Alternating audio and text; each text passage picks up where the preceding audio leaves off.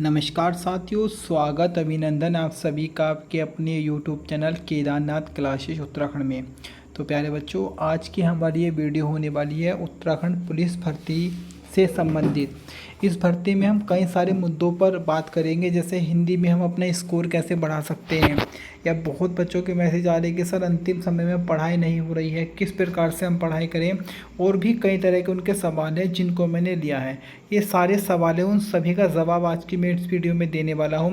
लेकिन वीडियो की शुरुआत करने से पहले मैं आपको बता देना चाहता हूँ, जो भी नए बच्चे हैं हमारे वीडियो को पहली बार देख रहे हैं उनको मैं बता देता हूँ, जो भी इच्छुक बच्चे हैं जो उत्तराखंड पुलिस की सीरियस होकर तैयारी कर रहे हैं और जिनका सपना है वर्दी को अपने सीने पे लगाने का, तो उनके लिए मात्र 49 रुपये में मैंने 90 प्रैक्टिस सेट बनाए हैं। ये यूकेटीपीएससी के नए पैटर्न पर आधारित होंगे। इसमें आपको लगभग 4200 क्वेश्चन आपको मिलेंगे जो अलग अलग प्रैक्टिस सेटों के माध्यम से मिलने वाले हैं।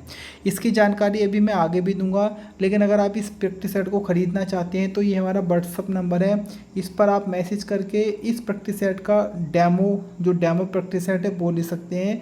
साथ ही साथ इस प्रैक्टिस सेट के बारे में संपूर्ण जानकारियाँ प्राप्त कर सकते हैं। इसका मूल्य मात्र 49 रुपये रखा गया है। बाकी हमारा टेलीग्राम ग्रुप है जिसका लिंक आपको डिस्क्रिप्शन में मिल जाएगा, वहाँ से जाकर भी आप इस प्रैक्टिस सेट की जानकारी ले सकते हैं। बाकी पूर्णतः जानकारी मैं वीडियो के अंत में बताऊंगा, वीडियो को लास्ट तक देखिएगा। चलेगा, अब हम बात करते हैं जो हमारी आज की वीडियो के मेन सवाल होने वाले हैं। नंबर 1, हम कितना स्कोर कर सकते हैं पेपर में। उसके बाद अंतिम समय में कितने घंटे पढ़ाई करें, क्योंकि अभी देखिएगा कुछ लोगों का मानना है कि 6 जुलाई को पेपर होगा, लेकिन 6 जुलाई को स्टेनोग्राफर की स्किल टेस्ट भी होनी है। तो अभी आयोग का क्या आता है, आयोग संवाद क्या जारी करता है वो देखने वाली बात होगी। लेकिन जल्द ही आयोग अपनी प्रतिक्रिया दिखा देगा। मेरे अनुमान से 2-3 दिन में आपको चीज़ें सारी की सारी क्लियर हो जाएगी कि पेपर होगा या नहीं होगा। उसके और हाँ, बार बार बच्चे पूछते हैं कि पेपर के बारे में, तो देखो यार सिंपल सी बात है, होगा तो 40,000 बच्चों का आपके साथ भी पेपर हो जाएगा। वरना अपनी पढ़ाई पे ध्यान दो सीधा सीधा। बाकी बार बार यूट्यूब को चेक करने में, सोशल मीडिया को खंगालने में अपना समय बर्बाद मत करो। ये अंतिम समय है, ये ऐसा समय होता है जो आपके तैयारी को बेहतर से बेहतर कर सकता है। इसके बाद हिंदी में हम 15 का स्कोर कैसे करें, क्योंकि हिंदी एक स्कोरिंग सब्जेक्ट होता है और यहाँ से हम अच्छा स्कोर अपना बढ़ा सकते हैं।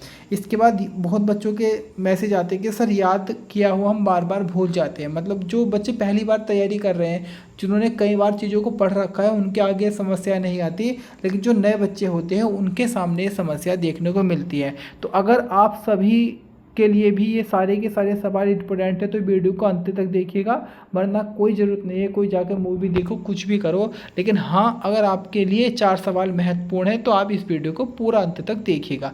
वीडियो अच्छी लगे तो एक कमेंट करना। मेरा सीधा उद्देश्य होता है कि जो ऐसे बच्चे हैं जो चाहते हैं वास्तव में सिलेक्शन लेना सीरियस तरीके से, उनसे ही संबंधित मैं वीडियो बना के लाता हूं। क्योंकि ये सारे सवाल, ये सारी परेशानियां हमारे सामने आ चुकी हैं, आपके सामने ना, इसलिए मैं आपको ये सारी चीज़ें बताता हूं। तो देखिएगा, सबसे पहले मैं जो हमारा सवाल है, पहले मैं इस वाले सवाल को करता हूं, क्योंकि इसमें थोड़ा समय लगेगा कि हिंदी में हम 15 प्लस का स्कोर कैसे कर सकते हैं। देखिएगा, हमने एक टारगेट बना रखा है कि उत्तराखंड पुलिस में हमें 70 प्लस का स्कोर करना है किसी भी तरीके से। तो इसकी मैं आपको रणनीति बता रहा हूँ। पिछली वीडियो में मैंने आपको बताया था कि हम उत्तराखंड में 30 प्लस का स्कोर किस प्रकार से कर सकते हैं। आज मैं आपको बताने वाला हूँ कि हिंदी में हम 15 प्लस का स्कोर कैसे करें। मैं ये नहीं कहूँगा कि 20 का स्कोर सीधा कर दो, क्योंकि हिंदी अभी पहले कुछ, अगर मैं बात करूँ कुमाऊनी गढ़वाली जब नहीं आती थी तब हम हिंदी में 18-19 तक का स्कोर कर सकते थे, लेकिन कुमाऊनी गढ़वाली आने लगी है तो थोड़ा ये हार्ड हो गया है। अब हम बात करेंगे, देखिएगा हिंदी की अगर हम बात करें, अगर हम अपना उत्तराखंड पुलिस में हिंदी का सिलेबस उठाते हैं तो हिंदी के सिलेबस में हमें मेन रूप से हम इस सिलेबस को 4 भागों में, 4 टुकड़ों में बांट सकते हैं। नंबर 1 टुकड़े में अगर हम बात करें तो जो हिंदी की ग्रामर होती है वो होता है, मतलब एक तरीके से हम बात करें व्याकरण। उसके बाद हमारा होता है वोकैब वाला, जो चीज़ें हमको रटने वाली चीज़ें होती हैं। इसके बाद हमारा जो एक पोर्शन है पत्र लेखन से संबंधित, हिंदी कंप्यूटिंग जनसंचार वगैरह, और 4वां जो हमारा कवि परिचय वाला पोर्शन हो जाता है। अगर मैं इस पोर्शन से बात करूँ तो यहाँ से लगभग हमें 5 से 6 क्वेश्चन देखने को मिल जाते हैं। उसके बाद इतने ही क्वेश्चन हमें यहाँ से मिल जाते हैं। तो इस प्रकार से इन 2 पोर्शन से हमें लगभग 12 क्वेश्चन देखने को मिलते हैं। इसके बाद अगर मैं बात करता हूँ तो लगभग हम बात करें तो 1-2 क्वेश्चन हमें यहाँ से देखने को मिलते हैं। उसके बाद अगर हम बात करें, देखिएगा इन 2 पोर्शन से 12 हो गए, उसके बाद ये हो गए यहाँ से 14। उसके बाद लगभग कभी कभी ऐसा होता है यहाँ पे 3 आ जाते हैं, यहाँ 2, कभी यहाँ पे 3 हो जाते हैं, यहाँ 2 हो जाते हैं। तो कुल मिलाकर हमें इतने पोर्शन से हमें लगभग 15 क्वेश्चन देखने को मिलते हैं। इसके बाद कभी कभी 16 भी आ जाते हैं इन सारे पोर्शन से, कभी कभी ऐसा होता है कि 15 हो जाते हैं। और 4 से 5 क्वेश्चन हमारे कुमाऊनी गढ़वाली से आते हैं। कुमाऊनी गढ़वाली के लिए भी मैं आपको लास्ट में बताऊंगा हमें क्या करना है। पहले इन चीज़ों पर चर्चा करते हैं। देखिएगा अगर हम बात करें सबसे पहले, वैसे और भी हमारा सिलेबस है हिंदी का, ऐसा नहीं है कि इतना ही सिलेबस है, लेकिन ये मैंने कुछ मोस्ट टॉपिक लिए हैं जहाँ से हमें क्वेश्चन देखने को मिलते हैं। जैसे भाषा एवं हिंदी का विकास, ये इंपॉर्टेंट चैप्टर है। भाषा एवं हिंदी के विकास में आप जो आर्टिकल है, जैसे आप पूछते हैं कि हिंदी भारत की भाषा हिंदी एवं लिपि देवनागरी होगी, ये उल्लेख किस आर्टिकल में है, 343 में है। तो ये आर्टिकल वाला पढ़ लेना। पिछले 4-5 पेपर से मैं देख रहा हूँ कि हर पेपर में एक क्वेश्चन यहाँ से बन जा रहा है।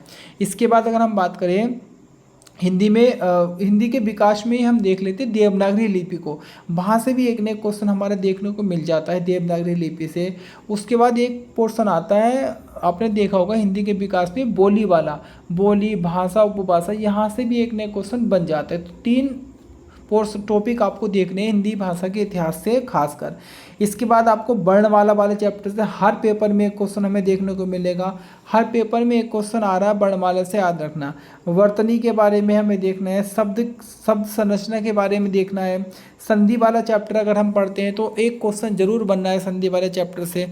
वाक्य जब हम पढ़ते हैं कि वाक्य, कई बार ऐसा होता है कि वो एक वाक्य देगा, पूछ लेगा सरल वाक्य है, मिश्र वाक्य है या इच्छावाचक वाक्य, इस तरीके से। कई बार वो क्या करता है, एक वाक्य दे देगा, उसमें कहेगा मतलब 4 वाक्य दे देगा, इनमें से कौन सा शुद्ध है, इस तरीके से वो दे देता है। तो वो किसी भी तरीके से वाक्य से दे देगा। वाक्य परिचय से संबंधित, वाक्य परिचय में सारी चीज़ आ जाती है। इसके बाद एक आप अलंकार और ऐड करना। अलंकार से भी हर पेपर में, पिछले 5 पेपर में मैं देख रहा हूँ एक क्वेश्चन जरूर बनता है हर पेपर में। उसके बाद अगर हम बात करें तत्सम हुआ, तद्भव हुआ, देशज शब्द, आगत, एकार्थी, अनेकार्थी, विलोम शब्द, इस पे भी आपको देखना है। यहाँ से भी 4 से 5 क्वेश्चन हमारे बन जा रहे हैं। इसके बाद हम बात करें पत्र लेखन, तो पत्र लेखन में हमारे सिलेबस में क्या क्या दे रखा है, टिप्पण, प्रारूपण, विज्ञप्ति, सरकारी पत्र, अर्ध सरकारी पत्र। इनको आप अच्छे से पढ़ के जाइएगा। अभी लेटेस्ट जो पेपर हुआ था कनिष्ठ सहायक का, उसमें भी आया था एक क्वेश्चन, और साथ ये जो अभी हवालदार का हुआ था उसमें भी एक क्वेश्चन बना था पत्र लेखन से। जनसंचार में आप क्या देख सकते हैं, जनसंचार में आप देख सकते हो जो ये हमारा दूरदर्शन होता है, रेडियो, टेलीविज़न, इनसे संबंधित चीज़ें एग्जाम में कभी कदाक आ जाता है। वैसे ज़्यादा यहाँ से पूछते नहीं, लेकिन बाई चांस एक आधा क्वेश्चन बन जाता है। हिंदी कंप्यूटिंग से भी कभी कभी क्वेश्चन देखने को मिलता है।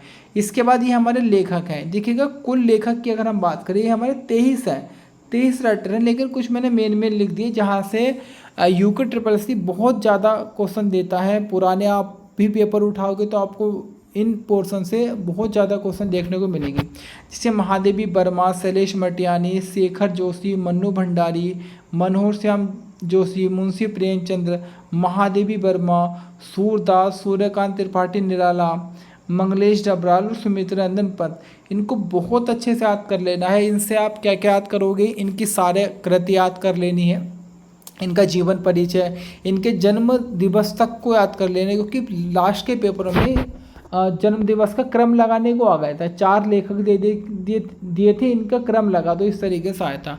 तो आप अगर इतनी चीज़ें पढ़ते हो तो आपका बहुत अच्छा स्कोर हिंदी में हो जाएगा। इसके बाद जो कुमाऊनी गढ़वाली है, कुमाऊनी गढ़वाली के लिए हमें क्या करना है, देखिएगा कुमाऊनी गढ़वाली के लिए आप ये करिएगा, आप जो सबसे पहले एक काम करना है, जो पिछले 5 से 6 पेपरों में कुमाऊनी गढ़वाली के क्वेश्चन आए उनको एक नोटबुक में लिख लो, चाहे वो मुहावरे हों, लोकोक्ति हो, या सीधा एक शब्द के माध्यम से क्वेश्चन पूछा हो, सबको रट लेना। एक आध तक ना जरूर रिपीट हो रहा है, मैं देख रहा हूँ एक क्वेश्चन जरूर रिपीट होगा, वहाँ से सारे याद कर लेना। उसके बाद अगर 5 क्वेश्चन आएंगे तो उसमें 2 लोकोक्ति आती हैं, और उन लोकोक्तियों को हम ना बड़े आसान तरीके से कर सकते हैं। लोकोक्ति आए पेपर में उसको ध्यान से पढ़ना है, पूरे ध्यानपूर्वक पढ़िएगा तो उसका अर्थ ना हमें हिंदी जैसा निकल के आएगा और बस आप उसी सेंस से उसको लगा सकते हैं। बाकी वहाँ हम कैसे कर सकते हैं ये भी थोड़ा हमारी देखने की बात होती है। इतना आप करिएगा। बाकी जितने भी आपको शब्द मिल रहे हो आप अपने दोस्तों से पूछिएगा कि भाई जो भी हमारे कुमाऊनी गढ़वाली शब्द है जितने ज़्यादा से ज़्यादा आप पढ़ोगे उतना ही फ़ायदा आपका होने वाला है। इसके बाद देखिएगा कुछ बच्चे बोलते हैं कि वीडियो सर लंबी हो जाती है, तो देखिएगा मैं किसी भी चीज़ को जब समझाता हूँ ना तो उसके तह तक जाने का प्रयास करता हूँ, कोई भी चीज़ मैं अधूरी नहीं छोड़ता। अब देखिएगा आप घंटों घंटों तक कोई मूवी देख लोगे, कोई सीरियल देख लोगे, घंटे घंटे रील्स देखने में निकाल दोगे, लेकिन जो काम की चीज़ें होती हैं आपकी उसको आपको बड़ा ऐसा लगता है कि कितना समय लग गया। अगर आपको लगता है कि ज़्यादा समय है तो आप 2x की स्पीड में 2 गुणा की स्पीड में इसको करके चला लीजिएगा, आधा समय लग जाएगा। यार मतलब 15, 16, 18 मिनट की वीडियो आप देख रहे हैं वो भी काम की। आप अपने दिल से खुद पूछिएगा कि आप ऐसा तो नहीं देख रहे हैं ना कोई बिना बात की वीडियो, सारी काम की ही वीडियो मैं बनाता हूँ। इसके बाद हमारा अगला सवाल है बच्चों का कि इसको मैं बाद में ही लूँगा लास्ट में, कि अंतिम समय में कितने घंटे पढ़ाई करें, ये बड़ा सवाल आता है। तो देखिएगा मैं आपसे एक चीज़ कहूँगा, नंबर 1 आपको 24 घंटे होते हैं ना, 7 घंटे की आपको नींद लेनी है। 7 घंटे की आपने नींद ली, उसके बाद देखिएगा आपके पास 5 घंटे बचे। 12 घंटे में अभी हम कर रहे हैं काउंट, 7 घंटे की नींद दो, 5 घंटे में आप कुछ भी काम करो, खाना नहाना, मोबाइल चलाना, जो भी कुछ करना है वो कर लो। उसके बाद बचे आपके पास 12 घंटे। ये 12 घंटे आने वाले 12 दिनों में आपकी 12 पीढ़ियों को सुधार सकते हैं, याद रखना। अगर ऐसा होता है ना, सरकारी नौकरी एक अगर लग गई ना तो पूरा जीवन सुधारेगी आपका, आपके आने वाले बच्चों का। और जब आपके बच्चों का जीवन सुधरेगा तो उनकी भी नौकरी लगेगी। जब आप उनको अच्छी शिक्षा दोगे, अच्छी से तैयारी कराओगे, उनकी नौकरी लगेगी तो हो सकता है उनके आने वाले बच्चों की भी नौकरी लगे।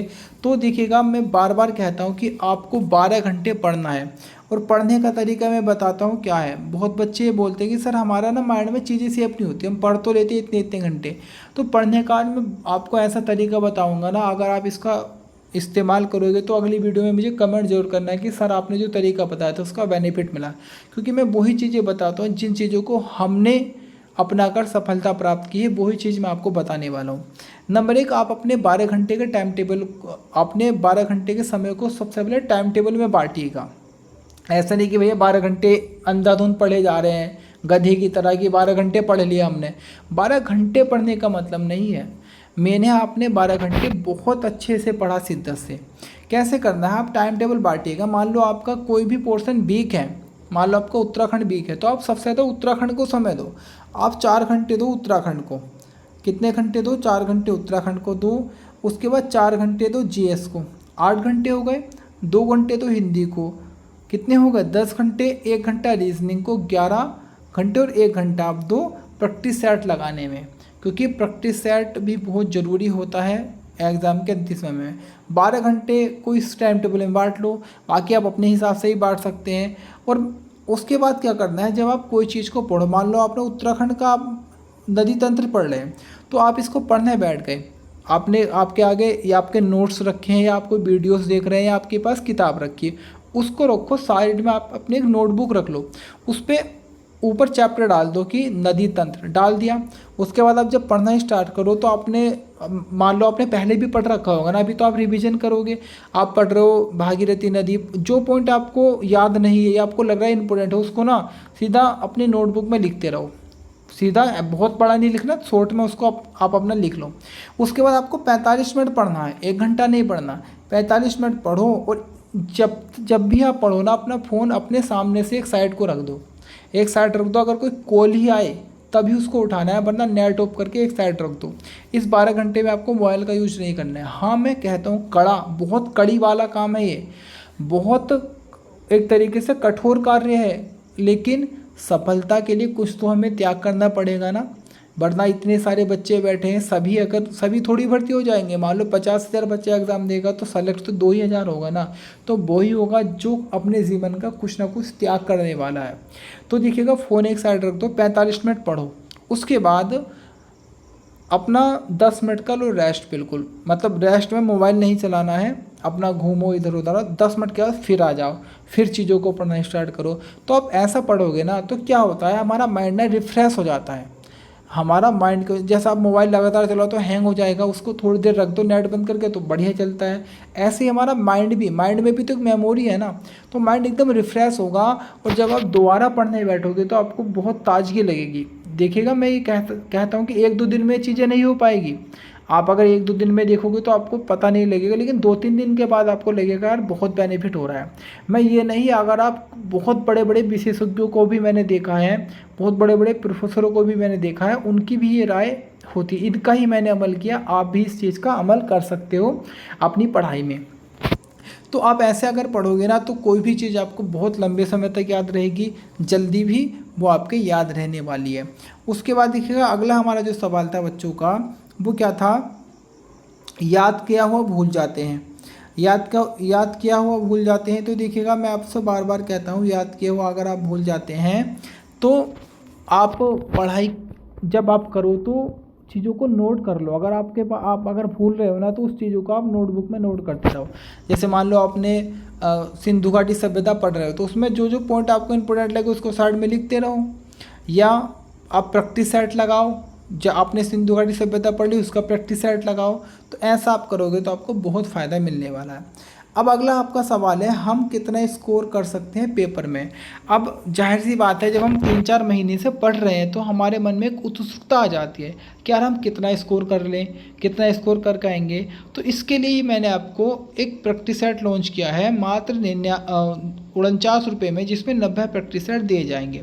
मैं हर बार की तरह बहुत सस्ती चीज़ें लाता हूँ। बहुत बच्चों ने हमारा 99 रुपये वाला पेड बैच लिया है। लगभग उसमें हमारे पुलिस में लगभग 400 प्लस बच्चा जुड़ा हुआ है जिन्होंने 99 रुपये वाला बैच लिया है। लगातार 4 महीने रेगुलर अभी तक पढ़ा रहा हूँ, PDF देता हूँ, नोट्स देता हूँ और कुछ कराता हूँ। 600 रुपये लेते हैं टीचर खाली ओनली कुछ कराने में, और मैं 99 रुपये में सब कुछ देता हूँ। तो ये मत समझिएगा पैसा कमाने उद्देश्य है, मेन है लोगों का भला करना और लोगों की दुआएं लेना, क्योंकि दुआ ही में ही सबसे बड़ी चीज़ होती है। तो 90 प्रैक्टिस सेट है, 49 रुपये में दिए जा रहा है। ये चार्ज सिर्फ जिनसे हम प्रैक्टिस सेट वगैरह बनवाते हैं उसका चार्ज है, बाकी कोई इसमें बड़ा चार्ज नहीं है। 90 प्रैक्टिस सेट मिलेंगे। ये हमारा व्हाट्सअप नंबर है, आप इस पर मैसेज करिएगा, आपको संपूर्ण जानकारी मिल जाएगी, प्लस आपको डेमो प्रैक्टिस सेट भी मिलेगा। उसके बाद आप पेमेंट करेंगे 49 रुपये का, आपको QR मिलेगा और इसी नंबर पर आप स्क्रीनशॉट भेजिएगा। उसके बाद आपको प्रैक्टिस सेट ग्रुप में ऐड कर दिया जाएगा, जहां पर पहले से ही लगभग 320 बच्चे जुड़े हुए हैं जिन्होंने प्रैक्टिस सेट हमारा खरीद लिया है। तो आप भी जुड़िएगा, आपको भी इस चीज़ का बहुत बड़ा बेनिफिट होने वाला है। बाकी आप जब हमारा प्रैक्टिस सेट देखोगे तो खुद आप लेने पर मजबूर हो जाओगे, इतना अच्छा प्रैक्टिस सेट हमने बना रखा है। उसके अलावा आप हमारे टेलीग्राम ग्रुप पे भी जुड़िएगा, जिसका लिंक आपको डिस्क्रिप्शन में मिलेगा, वहाँ से भी आपको इसकी जानकारी मिल जाएगी। आज के लिए इतना ही, मिलूंगा कल फिर एक नए मिलते हैं वीडियो के साथ। फिलहाल के लिए धन्यवाद।